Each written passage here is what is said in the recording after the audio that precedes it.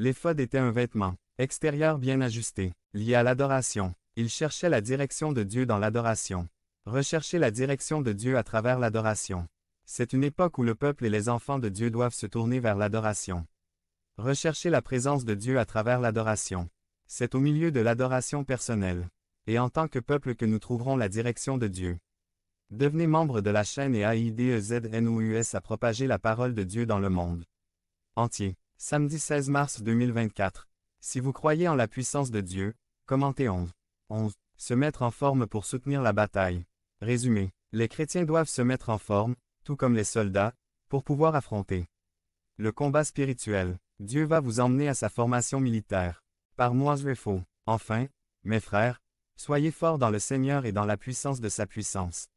En conclusion, devenez toujours plus forts, vivant unis au Seigneur et recevant la force de sa grande puissance. La force spirituelle et le courage sont nécessaires au combat, à l'avancement et à la conquête de l'Église.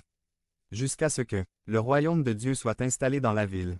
Nous sommes une armée dans ce monde naturel, qui commande le monde spirituel et qui prépare la grande avancée de la puissance de Dieu dans ce monde.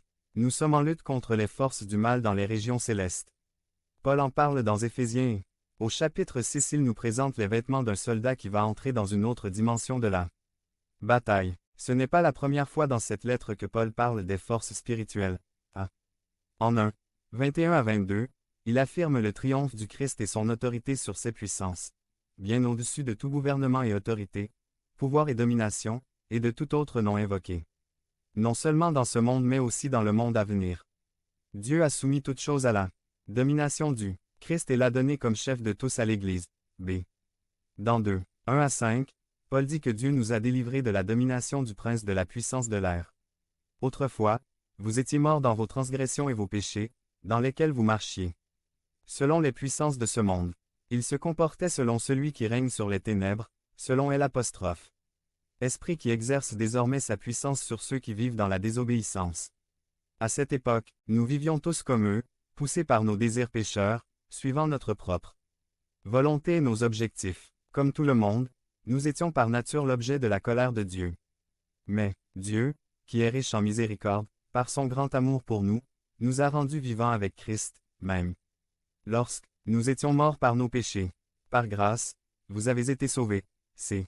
En 3, 10, nous sommes surpris d'apprendre que les puissances spirituelles apprennent la sagesse de Dieu. En observant le miracle de l'unité des hommes dans le corps du Christ.